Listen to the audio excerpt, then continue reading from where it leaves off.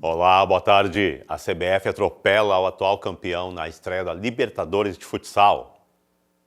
Com uma exibição quase perfeita desde o início, a Laranja não deu nenhuma chance para o Peñarol do Uruguai ontem à noite em Carlos Barbosa, na Serra Gaúcha. A goleada veio com naturalidade. 6-1 o placar no Centro Municipal de Eventos Sérgio Luiz Guerra.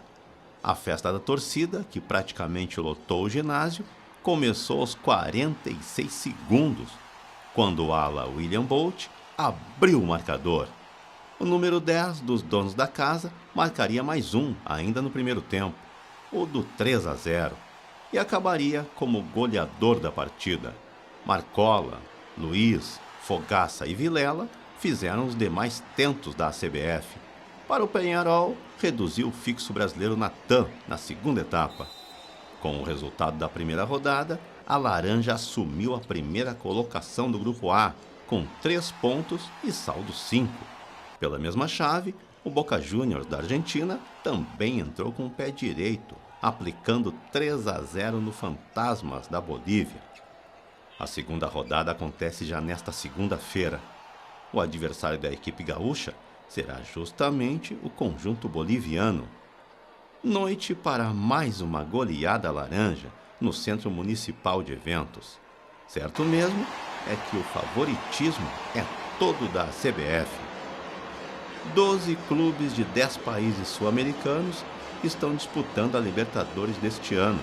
São 4 times por grupo e avançam para as quartas de final os 2 primeiros colocados das chaves, mais os 2 melhores terceiros classificados.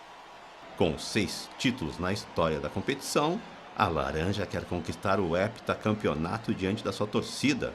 E depois da estrondosa estreia de ontem, alguém duvida que o sonho pode virar realidade? A ideia de lançar um livro que resgata histórias, times inesquecíveis e jogadores da várzea deu tão certo que semana que vem será lançada uma nova edição. Viva a Várzea Prorrogação revive mais causos e casos de campinhos de todos os lugares. E para falar desse trabalho, recebemos o idealizador, o jornalista Flávio Dutra, e um dos autores, Homero Bellini Júnior, que gostava tanto de futebol que chegou a ser diretor do Profissional Grêmio. Tudo bem? Sejam bem-vindos ao TV Esportes. Obrigado pela oportunidade. Só uma correção. O lançamento é agora nesta quarta-feira, dia 27, tá? No chalé da Praça 15, das 18 horas até o último autógrafo. Tá? Então, essa é a correção. Aliás, já vou explicando que ali na frente até dá para estacionar. Quem quer. E a outra informação é de que o tempo vai ser muito bom, né? Bom, isso aí é uma ideia que surgiu em 2024. Nós fizemos o primeiro volume, depois 25 o segundo volume, e esse é o terceiro volume. Tá? Tanto é que a gente deu o título, o primeiro foi Histórias do Futebol Raiz, o segundo foi o Segundo Tempo, né? E esse é o Prorrogação. São três estruturados em 3 segmentos. Tá? Histórias da Várzea, tá? Cada um conta a sua vivência, mais o segundo, que é Jogos e Times Inesquecíveis, e o terceiro, que é Personagens da Várzea. Tá? Muito interessante. São 14 autores, tá? Se tu permitir, já vou ler a nominata, claro, senão eu esqueço, vou ler, tá? Ademir Porto Alegre, Afonso Roberto Lix, Luiz Carlos Lubisco Neto, Cláudio Thomas, Eduardo Batalha Krause, Flávio Dutra, Geraldo Rassi, Homero Bellini Júnior, Luciane Laufer, Luiz René Marques, Paulo Palombo Prus, Silvana Moura, Vicente da Tolle e Vilney Rebstedt. Eu quero chamar a atenção aqui que a gente deu uma incrementada na participação feminina, está com a Luciana Laufer, tá? E a Silvana Moura, que, por sinal, é historiadora. Tá? E na mesma linha, quem faz o prefácio do livro é a secretária extraordinária da Copa de Porto Alegre, Débora Garcia, que fez um belo prefácio, tá? Dos seus contatos, sua vivência também com o futebol amador de Porto Alegre. Flávio, a várzea é a alma do futebol? Como é que está a alma do futebol? Bom, Marco, primeiro te agradecer pelo convite, pela possibilidade de estar aqui. É um prazer estar aqui contigo, com os amigos da TVE. E eu estou sendo brindado, na verdade. O Flávio fez a gentileza de me convidar para poder participar dessa edição e escrever uma das tantas crônicas. Eu estava brincando com ele, eu tenho 2 filhas, então agora eu já posso, falta só plantar a árvore, né? O resto já está feito, que é o mais fácil. Ele me permitiu escrever, na verdade, a minha crônica é sobre a minha relação e a minha história com o Grêmio de 1977, que foi um time que mudou o meu conceito sobre absolutamente tudo e que me permitiu ver o Grêmio pela primeira vez campeão, eu com, então, 11 anos.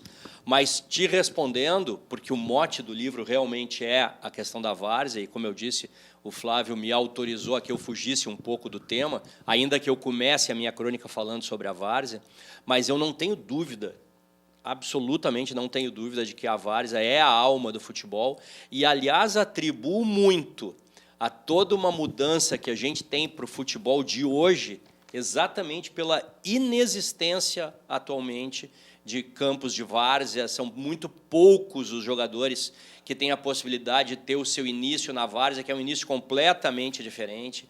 Então, atribuo muito ao que se vê no futebol atual a inexistência dos campos de várzea. Flávio, e a história também da várzea feminina?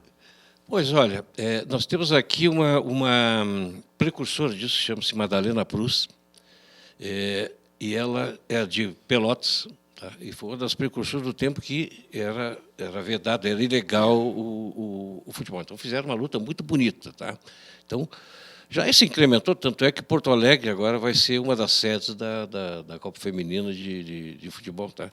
Que também, em edições anteriores, a gente contou as histórias de quem iniciou esse processo, primeiro como varzianas, entre aspas, né, e depois chegando ao profissionalismo. Aqui tem outra história que eu vou chamar muita atenção, é a história da Bel, que foi uma bela de uma jogadora jogou tanto no Grêmio como no Inter, de futebol, muito talentosa, chegou à seleção brasileira, e era muito bonita, tanto é que acabou sendo convidada para posar para Playboy. Daqui a pouco aparece a foto dela aí, não a da Playboy, né? E quero chamar a atenção também para outros 2 destaques aqui do livro, tá? É um resgate da... Está aí a Bel. Essa é a Bel, é o início da carreira no Inter. O resgate da Liga da Canela Preta, que era o futebol de negros, tá? Já que eles tinham dificuldade de ser aceitos nos clubes de branco, lá no início do futebol, a Bel na seleção. E fundaram a Liga da Canela Preta, ou dos Canelas Pretas, que foi muito bem organizado. Com a evolução do futebol profissional e a aceitação dos negros nos times, tá? Que eram bons jogadores, ótimos jogadores, e a Liga acabou se extinguindo, mas deixou um bom legado. E chama atenção também para uma outra história que acabaram me passando, eu trabalhei esse texto, tá? O presidente Ari, o mais longevo deles, a Associação Grandense de Imprensa, o Alberto André, ele trabalhou muito tempo na várzea. Tá? Ele era o diretor de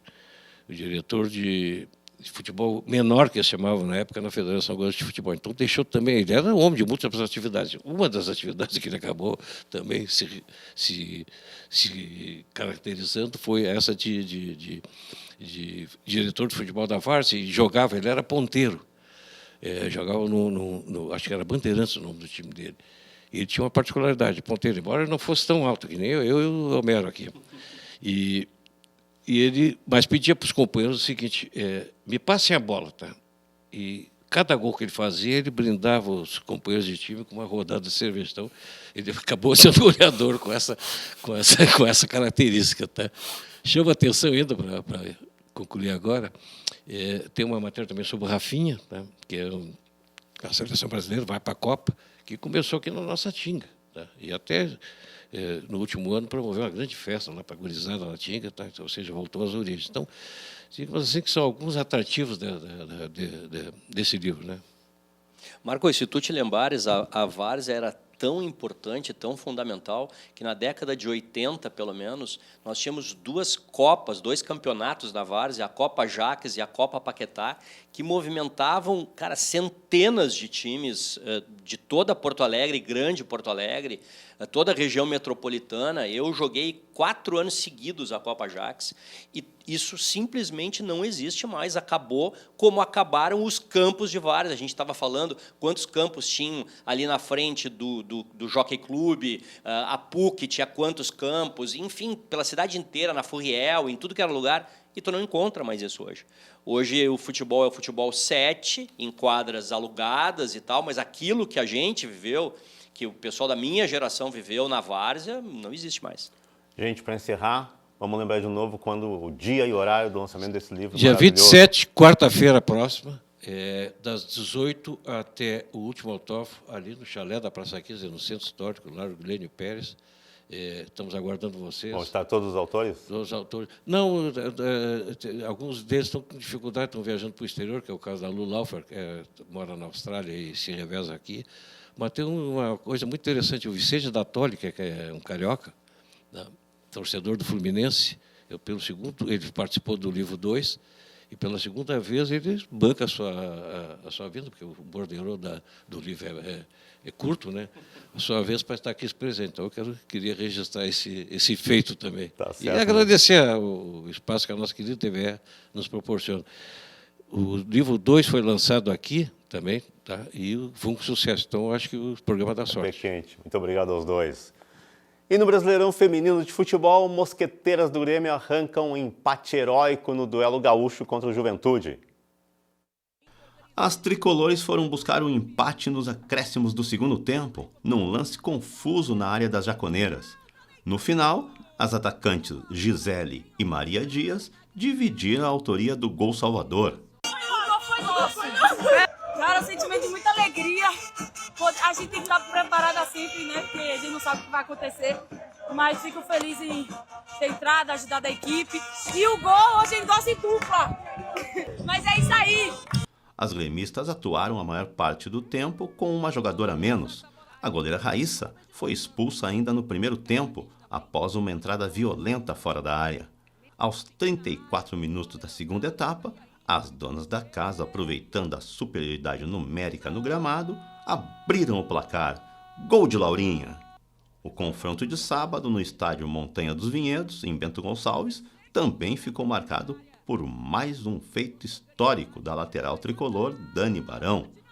Com 104 jogos, ela passou a ser a atleta que mais vestiu a camiseta do futebol feminino do Grêmio. Estou muito feliz por atingir essa marca.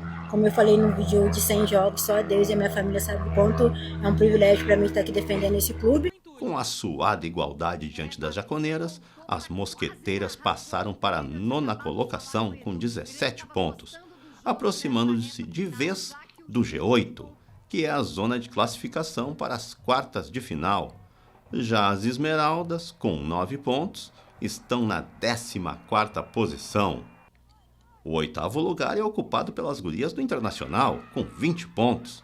Na sexta-feira, as coloradas perderam em casa para o Flamengo por 1-0, gol de Jucinara no segundo tempo. Foi a segunda derrota consecutiva das alvirrubras. O Brasileirão Feminino faz agora uma pausa por conta de datas FIFA e da disputa da Copa do Mundo Masculina. A competição delas só será retomada na última semana de julho. Vamos ficando por aqui. O TV Esportes volta amanhã ao vivo ao 12h15. Boa tarde.